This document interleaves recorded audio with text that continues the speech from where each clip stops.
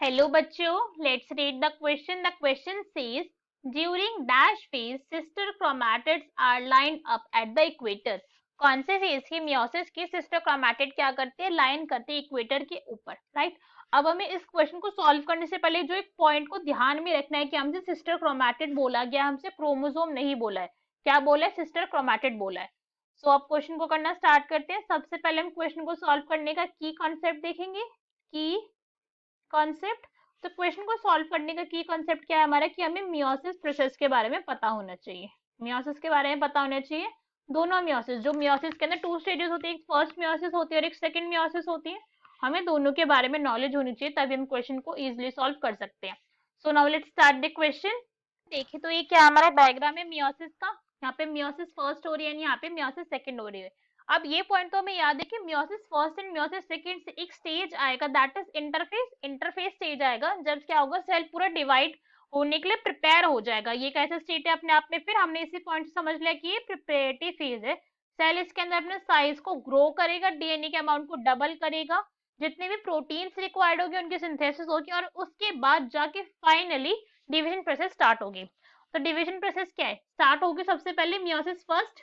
Meiosis first के अंदर जो फर्स्ट फेज होता है दैट इज प्रोफेज फर्स्ट. अब अगर हम प्रोफेज फर्स्ट की बात करें, हम यहाँ पे देख सकते हैं इंटरफेस के अंदर कि यहाँ पे क्या प्रेजेंट है? क्रोमैटिन प्रेजेंट है. क्रोमैटिन प्रेजेंट है यहाँ पे. क्रोमैटिन कैसा होता है? थ्रेड लाइक स्ट्रक्चर्स होते हैं, राइट. तो प्रोफेज फर्स्ट के अंदर क्या होता है? सबसे पहले जो ये क्रोमैटिन होते हैं उनका होना स्टार्ट हो जाता है कंडेंसेशन. हम देख ही सकते हैं क्रोमैटिन क्या होके यहाँ पे कंडेंस होके क्रोमोसोम बन चुके हैं. ये तो क्लियरली दिख रहा है हमें. एक्स लाइक स्ट्रक्चर फॉर्म हो गया, जो पहले से थ्रेड दिख रहे थे, अभी क्रोमोसोम बन चुके हैं. अनदर इंपॉर्टेंट है इवेंट हियर इज, अगर हम यहाँ पे देखें तो यहाँ पे न्यूक्लियर मेम्ब्रेन हम देख सकते हैं, क्लियरली विजिबल है न्यूक्लियर मेम्ब्रेन. मगर प्रोफेज फर्स्ट के अंदर न्यूक्लियर मेम्ब्रेन कैसे होने लगते हैं? डिसॉल्व होने लगते हैं. हमें दिख रहा है कि ब्रेक होने स्टार्ट हो गई है ये. तो न्यूक्लियर मेम्ब्रेन में यहाँ पे हो चुकी है डिसॉल्व. न्यूक्लियर मेम्ब्रेन हो चुकी है यहाँ पे, कैसे डिसॉल्व हो चुकी है? डिसअपियर उसने होना स्टार्ट कर चुका है. यहाँ पे हो जाती है पेयरिंग ऑफ होमोलोगस क्रोमोसोम. अगर इस पॉइंट को हम ध्यान से देखें कि देख सकते हैं कि ये जो दो क्रोमोसोम है जिनका साइज सिमिलर है वो एक साथ पेयर हो गए, और जो ये दो क्रोमोसोम है जो साइज में एक जैसे सिमिलर है वो एक साथ क्या हो गए? पेयर हो गए. तो यहाँ पे क्या होती है? पेयरिंग होती है होमोलोगस क्रोमोसोम की. Pairing of homologous chromosome. Of homologous chromosome.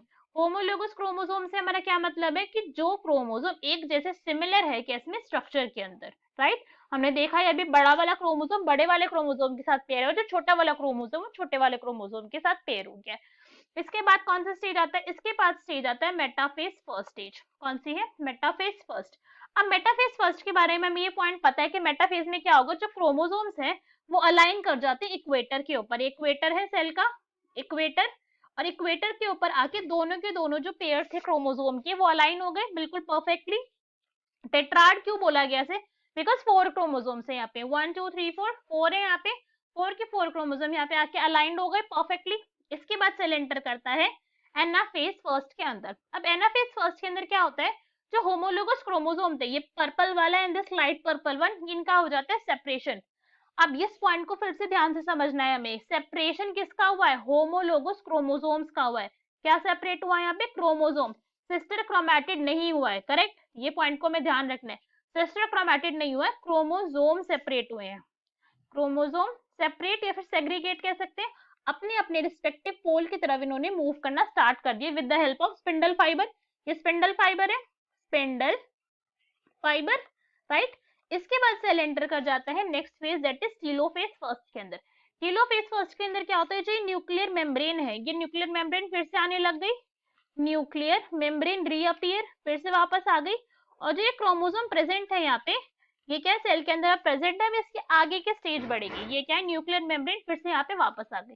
अब सेल एंटर कर जाएगा मायोसिस सेकंड के अंदर. मियोसिस सेकंड के अंदर फिर से फर्स्ट फेज आएगा, दैट इज प्रोफेज फर्स्ट. फिर से प्रोफेज फर्स्ट आएगा.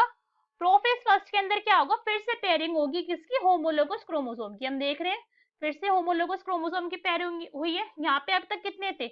यहाँ पे अब तक 4 क्रोमोसोम थे. अब यहाँ पे एक एक सेल के अंदर 2 क्रोमोसोम हो चुके हैं.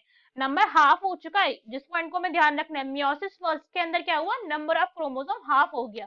कैसे हो गए? नंबर ऑफ क्रोमोसोम हो चुके हैं यहाँ पे कैसे, हाफ, गेट हाफ, राइट। अब मियोसिस सेकंड के अंदर आएंगे।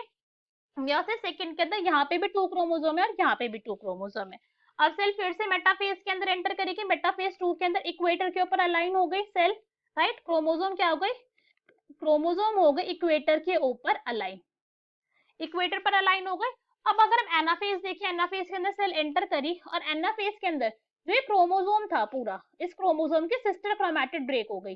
ये क्रोमोसोम है तो इसका जो ये वाला पोर्शन है ये एक सिस्टर क्रोमैटिड है, और जो इसका दूसरी वाली लेग है दिस वन, ये अनदर सिस्टर क्रोमैटिड है। तो हम देख सकते हैं कि अलग हो गई, है ना, क्लियरली दिख रहा है कि दोनों ही पुल अपार्ट हो चुकी है, ऐसे हो चुकी है ये, ऐसे एक पिंक वाला इधर चला गया है और ये जो दूसरी वाली पेयर थी ये ऐसे हो चुकी है। सिस्टर क्रोमैटिड कैसे हो गई, मूव अपार्ट हो गए, अपोजिट अपोजिट डायरेक्शन के अंदर इनका मूवमेंट स्टार्ट हो गया। ये इधर चली गई, ये इधर चली गई और ऐसे ही इधर इधर हो गया। अब जो ये सिस्टर क्रोमैटिड है क्या है, क्रोमैटिड की सिस्टर है ये, क्रोमैटिड सिस्टर क्रोमैटिड। अब ये एक्ट करेंगे एज अ क्रोमोसोम। अब इनको हम ये नहीं कहेंगे कि सिस्टर क्रोमैटिड है, इनका काम अब भी कैसा होगा, ये क्रोमोसोम के तरीके से बिहेव करेंगी। जो एक सिस्टर क्रोमैटिड है will now represent a single chromosome. तो अगर हम देखें यहाँ पे 2 थे अभी भी नंबर, तो यहाँ पे अब भी सेल के अंदर कैसे हैं 2 ही है यहाँ पे नंबर, यहाँ पे नंबर हाफ नहीं हुए हैं। देखेंगे हम इसे पॉइंट को, यहाँ पे टीलोफेज में अगर देखें तो ये सेल है, यहाँ पे अब भी 2 ही क्रोमोसोम है सबके अंदर, है ना, 2 1 2 1 2 1 2 1 2। टीलोफेज के अंदर फिर से न्यूक्लियर मेम्ब्रेन वापस आ गई जैसे टीलोफेज फर्स्ट के अंदर आई थी। इसके बाद क्या होगी, साइटोकाइनेसिस होगी और जो सेल है वो डिवाइड हो जाएगा 4 सेल्स के अंदर, करेक्ट। तो अगर इस पॉइंट को हम छोटे से समझें, यहाँ पे क्या हुआ कि एक सेल थी, अपने आप में कैसी थी, डिप्लॉइड सेल थी, उसने डिवाइड करा, सेल बनाए, हैप्लॉइड हैप्लॉइड 2 सेल बनाए, हैप्लॉइड ही बने थे यहाँ पे, 4 थे यहाँ पे नंबर ऑफ क्रोमोसोम इधर और 2 बने। फिर इन 2 सेलों ने फिर से डिवाइड करा और ये वाली प्रोसेस कैसी हुई, ये वाली प्रोसेस हुई माइटोसिस लाइक। अब इससे एन सेल बन गए इन दोनों सेलों से, राइट।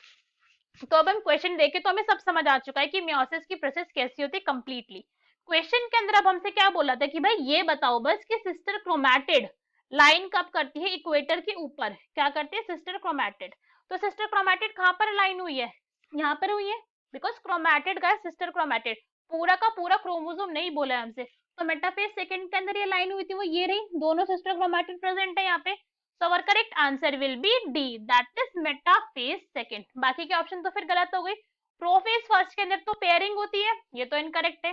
प्रोफेज सेकंड के अंदर भी पेयरिंग होती है और मेटाफेज फर्स्ट के अंदर क्या हो रहा है, यहाँ पे सिस्टर क्रोमैटिड अलाइन नहीं हुआ, यहाँ पे पूरे के पूरे क्रोमोसोम अलाइन हुए थे। अगर हम डायग्राम के अंदर देखें तो हम क्लियरली देख सकते हैं कि यहाँ पे पूरा का पूरा क्रोमोसोम अलाइंड है, 2 पेयर है और यहाँ पे सिर्फ एक एक क्रोमोसोम है, तो वो सिस्टर क्रोमैटिड्स है। सो D will be our correct answer. Hope you understood it well. Best of luck. Thank you.